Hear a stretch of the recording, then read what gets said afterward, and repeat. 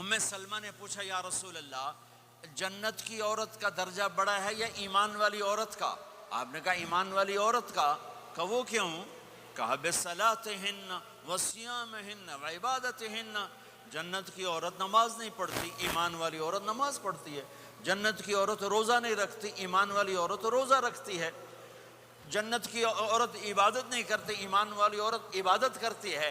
اس کے بدلے میں اللہ تعالیٰ ان کو جنت کی عورتوں سے عالی مقام نصیب فرمائے گا، اور ایمان والی عورت جنت کی عورت سے 70,000 گنا زیادہ خوبصورت ہو جائے گی، 70,000 گنا زیادہ خوبصورت۔ اور جنت میں ایک مقابلہ ہوگا، ایمان والی عورتیں جنت کی عورتیں کٹھی، جنت کی عورتیں کہیں گی زندہ رہیں موت نہ آئی، جوان رہیں بڑھاپا نہ آیا، ہمیشہ راضی رہیں ناراض نہ ہوئی، ہمیشہ ساتھ دیا چھوڑا نہیں۔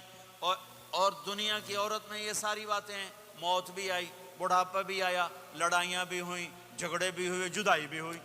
نیک سے نیک عورت 89 کا حج تھا تو ہم بارڈر پہ بیٹھے تھے مینا کے مزدلفہ کے ساتھ، بھئی فجر کی نماز پڑھیں گے اور نکل جائیں گے۔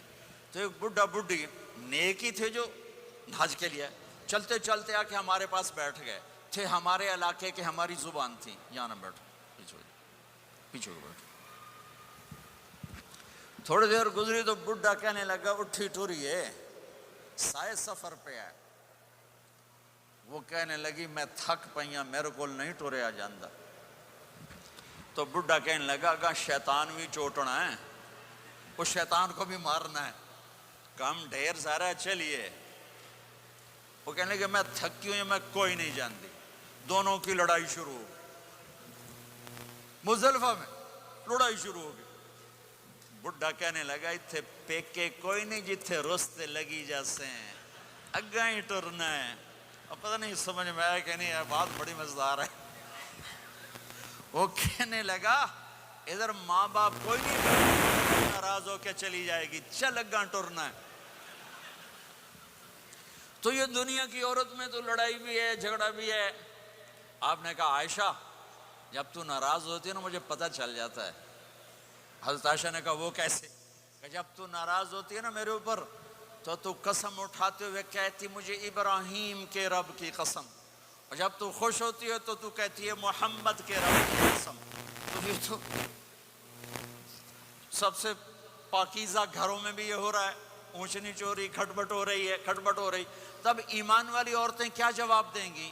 وہ کہیں گی ہم نے نماز پڑھی تم نے نماز نہیں پڑھی، ہم نے روزے رکھے تم نے روزے نہیں رکھے، ہم نے صدقہ کیا تم نے صدقہ نہیں کیا، ہم نے وضو کیے تم نے وضو نہیں کیے۔ تو حضرت عائشہ نے فرمایا تو ایمان والی عورتیں جنت کی عورتوں پہ غالب آ جائیں گی، یہاں مردوں پہ غالب وہاں حوروں پہ غالب، دو آپا سے ناندہ ہی ڈھول بجنا ہے۔ تو اللہ جو سب سے پہلا ٹائٹل دے گا، جنت کی ساری نعمتیں ہوں گی، اور نوکر آ کے سلام کریں گے سلامن سلاما، اس کا ایک نشہ چڑھے گا۔ پھر فرشتے آ کر کہیں گے سلامن سلاما، اس کا ایک اور نشہ چڑھے گا۔ پھر ایک دم میرے رب کا عرش کھلے گا اور اللہ سامنے آ کر کہے گا سلام قولا من رب الرحیم، میرے بندے بندیوں تمہارا رب تمہیں سلام پیش کرتا ہے، اور مرحبا بالصادقین، اور سچے بندوں کو ویلکم کرتا ہے۔ میرے بھائی بہنوں، سچ، میرے نبی کے عالی اخلاق، سچ، سچائی، سچائی، سچائی، سچائی، سچ بولو۔ میں اپنے ملک میں بھی کہتا ہوں، یورپ میں بھی کہتا ہوں، آپ سے بھی کہتا ہوں، آپ کے ملک میں ہیرا پھیری نہیں ہے، سچائی ہے۔ سچ بولنا سیکھو، ٹیکس بچانے کے لیے جھوٹ نہ بولو۔ یہاں کی حکومت آپ پہ خرچ کرتی ہے، ہماری حکومتیں تو ہم پہ خرچ نہیں کرتی، تمہاری حکومت تم پہ خرچ کرتی ہے۔ اللہ کے واسطے پیسے کی وجہ سے جھوٹ نہ بولو، ٹیکس بچانے کے لیے جھوٹ نہ بولو۔ ان سے تعلیم مفت ملے، ان سے علاج مفت ملے، انہوں نے آپ کو پاسپورٹ دے کے ہر سہولت دے دی، یہاں بھی ہیرا پھیری، یہاں بھی ٹیکس بچاؤ اور یہاں بھی جھوٹ بولو۔ تو ایمان والا جھوٹ نہیں بولتا ہے، ایمان والا سچ بولتا ہے۔ سچائی پر ہر شے قربان کی جا سکتی ہے، صرف ڈالر نہیں، ہر شے۔ آپ نے یزید کی برائیاں تو سنی ہیں، اس کے بیٹے کی نیکی سناؤں۔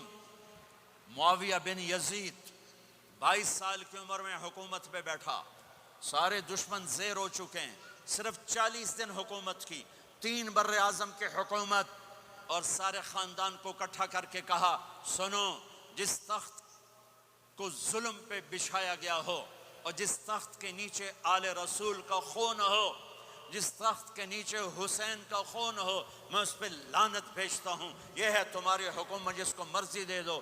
3 بر اعظم کی حکومت سچائی پر چھوڑ دی، 3 بر اعظم کی حکومت سچائی پر چھوڑ دی، 3 بر اعظم کی حکومت کو لات مار دی سچائی پر۔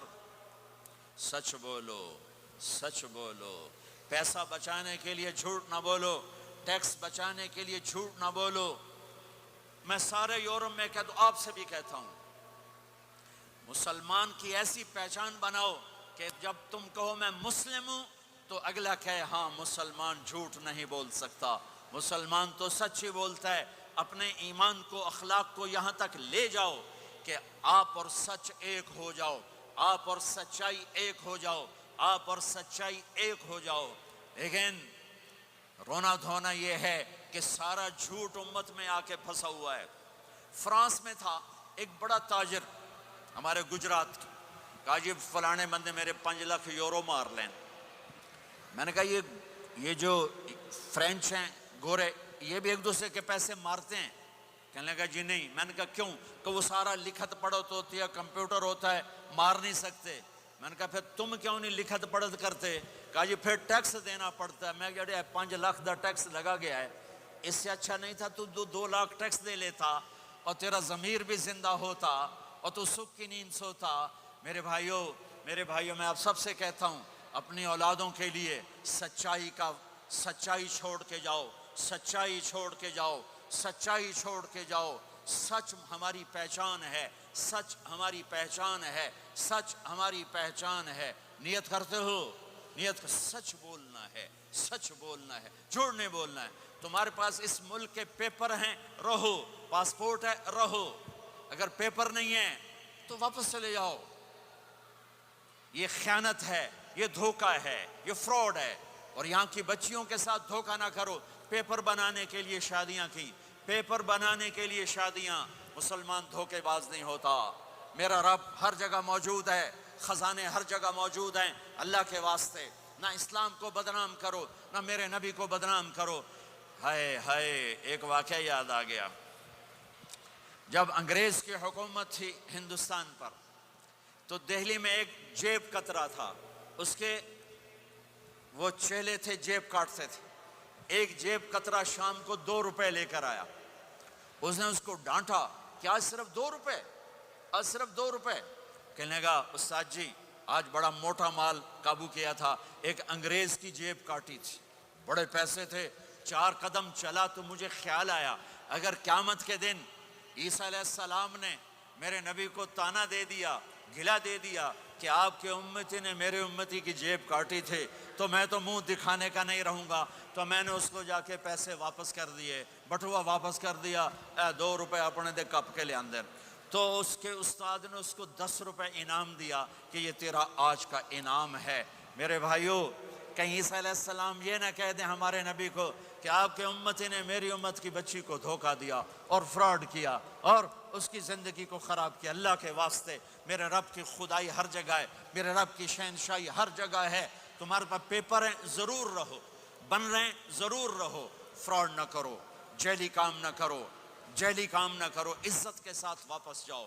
پیپر ہے تو پھر یہ تمہارا ملک ہے، پاسپورٹ ہے یہ تمہارا ملک ہے، یہاں خرچ کرو۔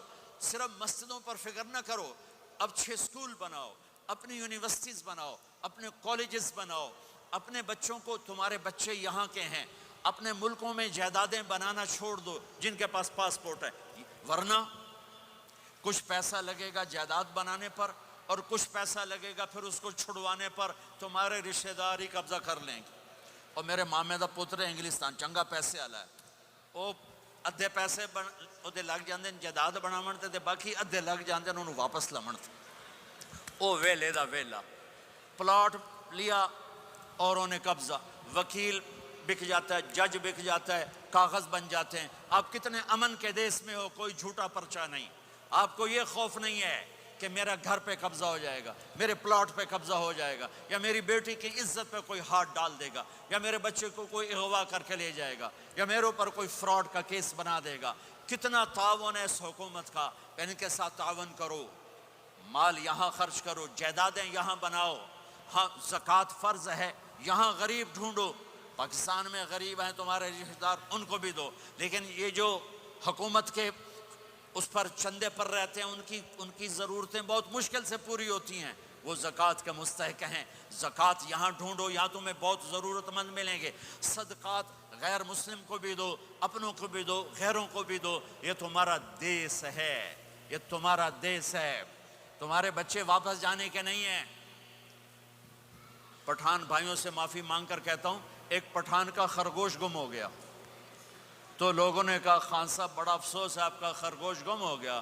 کہا کوئی بات نہیں کوچا، اس کو نسوار کھلاتا ہوں، نسوار کہا دیا جب نشہ ٹوٹے گا میرے پاس آئے گا، کہیں نہیں جائے گا۔ یہ آپ کینیڈا کی نسوار لگی ہے، یہ تمہارے بچے پاکستان جائیں گے لوڈ شیڈنگ میں؟ یہاں اسلام کو مضبوط کرو، اپنے مال کو خرچ کرو، یہاں پر اپنے اسکول بناؤ، مسجدیں نہ بناؤ، صرف مسجد بھی بناؤ، مکتب بناؤ، لیکن اپنے اسکول بناؤ، اپنی یونیورسٹیز بناؤ، اپنے بچوں کو اعلیٰ تعلیم دلاؤ، یہاں کے باعزت معاشرے کے افراد بن سکیں، اچھے عہدوں پر جا سکیں، اچھے شہری بن سکیں۔ عبادت تو 2 گھنٹے کا کام ہے، روزہ 1 مہینے کا کام ہے، حج 10 دن کا کام ہے، زکوٰۃ 2 منٹ کا کام ہے، جیب سے نکال کے دوسرے کو دے دیا۔ 24 گھنٹے کی زندگی کا اسلام کیا ہے؟ وہ اخلاق ہے، وہ سچائی ہے، وہ پاک دامنی ہے، وہ عزت و آبرو ہے، بڑے چھوٹے کا احترام ہے، خامن بیوی کی محبت ہے، اولاد کا ماں باپ کو عزت دینا ہے، ماں باپ کا اولاد کو عزت دینا ہے۔ یہ میرے نبی کی خوبصورت زندگی ہے۔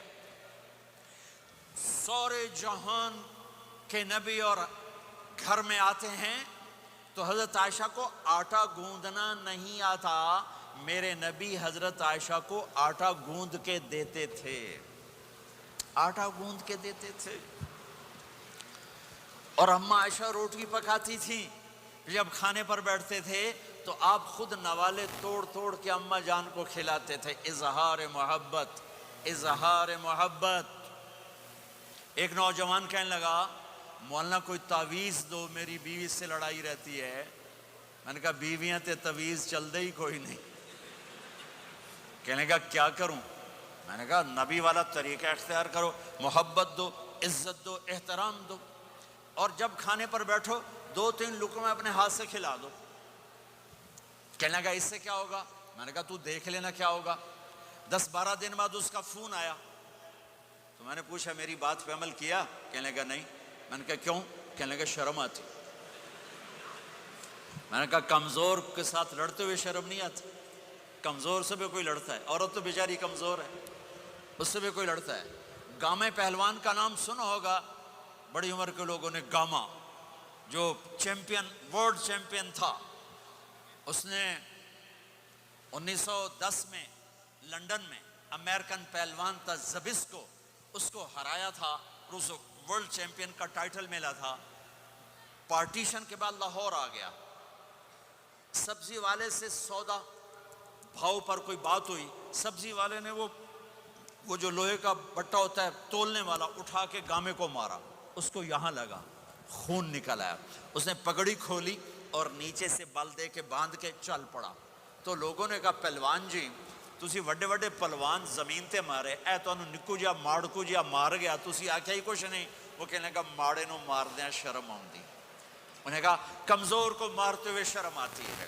میں نے کہا بے وقوف آدمی، تجھے عورت کے ساتھ لڑتے ہوئے شرم نہیں آتی ہے؟ تھوڑی دیر کے بعد اس کا فون آیا، کہنے لگا مولانا کمال ہو گیا۔ میں نے کہا کیا ہوا؟ کہنے لگا میں نے جو ہی اس کے منہ میں نوالا ڈالا، اس کا منہ وہیں کھلا رہ گیا۔ وہ کہنے لگی تمہیں کس نے یہ سبق پڑھا ہے؟ تو خود تو نہیں کر سکتا۔ انہوں نے کہا مجھے مولوی طارق جمیل نے پڑھایا۔ انہیں ایسے جھولی اٹھائی، کہا اللہ مولوی طارق جمیل نے آباد رکھے جہاں تینوں بندہ بنایا۔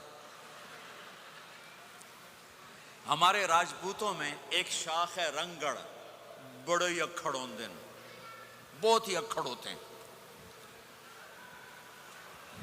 میرے ایک دوست تھے، جماعت میں چلتے رہے میرے ساتھ، میں نے ان کو فون کیا کہ راؤ صاحب ہیں؟ اس کی بیگم نے کہا جی کوئی نہیں۔ میں نے کہا اچھا بتا دینا طارق جمیل نے فون کیا تھا۔ تھوڑی دیر بعد وہ آ گئے، کہنے کہ مولانا بڑا لطیفہ ہوا۔ میں نے کہا کیا ہوا؟ کہا میں جب گھر آیا تو میری بیگم نے کہا وہ تمہارے مولوی کا فون آیا تھا۔ میں نے کہا کون سا مولوی؟ کہا وہی جس نے تمہیں رنگڑ سے انسان بنا دیا۔ تو میں نے کہا اللہ کی بندی میں انسان نہیں تھا؟ کہا بالکل نہیں۔ کہا کیوں؟ کہا تیری میری شادی کو کتنے سال ہو گئے؟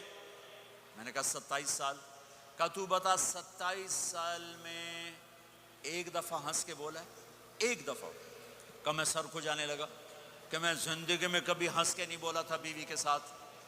تو کہا جب سے تو گیا ہے اللہ کے راستے میں اور ان کے ساتھ تو تو نے ہنس کے بولنا شروع کیا ہے، تو اس کے بعد سے تو انسان ہے۔ یہ میرے نبی کی سکھائی ہوئی زندگی ہے، میں اپنی طرف سے نہیں بتا رہا، اپنے نبی کی زندگی بتا رہا ہوں۔ آج طلاقیں بڑھ چکی ہیں، نفرتیں بڑھ چکی ہیں، چھوٹی چھوٹی باتوں پہ لڑائیاں ہو رہی ہیں۔ معاف کرنا سیکھو، معاف کرنا سیکھو، برداشت کرنا سیکھو، درگزر کرنا سیکھو۔ میرے نبی نے 11 شادیاں کی۔ اللہ کی قسم، اللہ کی قسم، اللہ کی قسم ہمیں زندگی سکھانے کے لیے تھیں۔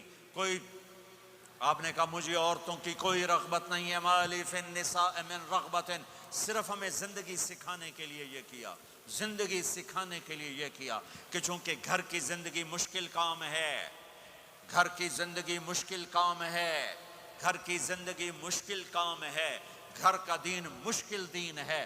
مسجد 5 لوٹے پانی 5 نمازیں پڑھ لو، لیکن گھر کی زندگی میں برداشت کرنا، بیوی برداشت کرے، خاوند برداشت کرے، یہ مشکل دین ہے، لیکن اسی پہ کامیاب ہے، اسی پہ کامیابی ہے، اسی پہ نسل پروان چڑھتی ہے۔ ایک نوجوان بچہ میرے پاس آیا، پاکستان کی بات ہے، ٹاپر، ہر کلاس میں ٹاپ کیا، ٹاپ کیا، ٹاپ کیا، میڈیکل کالج کا اسٹوڈنٹ، کا مولانا 2 دفعہ خودکشی کی کوشش کر چکا ہوں، 2 دفعہ۔ میں نے کہا کیوں؟ کہ میری امی ابو بہت لڑتے ہیں، میرے امی ابو بہت لڑتے ہیں، ان کی لڑائی سے میں اتنا ڈپریس ہوں، میں نے 2 دفعہ اپنے آپ کو مارنے کی کوشش کی، میری زندگی تھی اللہ نے مجھے بچا لیا، میری زندگی تھی اللہ نے مجھے بچا لیا۔ اپنے گھروں کو آباد کرنا ہے تو نبی والے اخلاق مجھے بھی سیکھنے پڑیں گے، آپ کو بھی سیکھنے پڑیں گے۔ میرا نبی حضرت میمونہ کے گھر میں ہے، آپ کی باری ہے۔ یہ شادیاں ہمیں زندگی، دیکھو میرے نبی کی عمر 25 سال، حضرت خدیجہ کی عمر 40 سال، کوئی جوڑ ہے 25 سال کا نوجوان 40 سال کی عورت سے شادی کرے اور عمر کے 25 سال ساتھ گزار دے، 50 برس کے ہوئے حضرت خدیجہ کا انتقال ہوا، اور پھر 10 شادیاں جب عمر ڈھلنے کو ہوتی ہے، اور 10 شادیاں زندگی سکھائی ہے کہ زندگی گزارنی کیسے ہے۔ غصے والی عورت زندگی کیسے گزارنی، اپنے خاندان کی عورت زندگی کیسے گزارنی ہے، مالدار عورت زندگی کیسے گزارنی، اپنے سے بڑی عمر کی عورت زندگی کیسے گزارنی، پرائے گھر کی عورت زندگی کیسے گزارنی ہے، ہم مزاج عورت زندگی کیسے گزارنی، کماری لڑکی زندگی کیسے گزارنی، بیوہ سے شادی زندگی کیسے گزارنی، طلاق یافتہ سے شادی زندگی کیسے گزارنی، یہ سب میرے نبی کے بتائے ہوئے زندگی کے درس ہیں۔ میمونہ کے گھر میں سوئے ہوئے ہیں، پیشاب کرنے باہر نکلے، حضرت میمونہ کی آنکھ کھل گئی، آنکھ کھل گئی، انہوں نے دیکھا بستر خالی، ان کا لے مجھے چھوڑ کے دوسری بیگم کے پاس چلے گئے، غصہ چڑھا، کنڈی لگا دی۔ اللہ کے نبی واپس آئے، کنڈی، آپ نے کہا میمونہ دروازہ کھولو، کہا میں نہیں کھولتی، کہا کیوں؟ کہا مجھے چھوڑ کے دوسری بیگم کے پاس چلے گئے، کہا میمونہ مجھے پیشاب آیا تھا، نہیں نہیں پیشاب کوئی نہیں، مجھے پتا ہے، آپ دوسری بیگم کے پاس چلے گئے۔ کہا میمونہ میں اللہ کا رسول ہوں، میں بھلا غلط کر سکتا ہوں؟ پھر ان کو کرنٹ لگا، اوہ یہ تو اللہ کے نبی ہے۔ اب ڈرتے ڈرتے کنڈی کھولی کہ پتہ نہیں آپ کیا کریں گے، آپ مسکراتے ہوئے اندر داخل ہوئے اور جا کے بستر پر لیٹ گئے۔ وہ پٹھان ہوندہ سر پاڑ دیندہ بیگم، آپ مسکراتے ہو جا کے بستر پہ لیٹ گئے۔ زندگی سکھائی، زندگی سکھائی ہے، زندگی سکھائی ہے۔ اب گھر میں جھاڑو دے رہے ہیں، اپنے کپڑے خود دھو رہے ہیں، جوتا ٹوٹ گیا خود اسے سی رہے ہیں، اپنے گھر والوں کے ساتھ کام میں کام کر رہے ہیں۔ اب عائشہ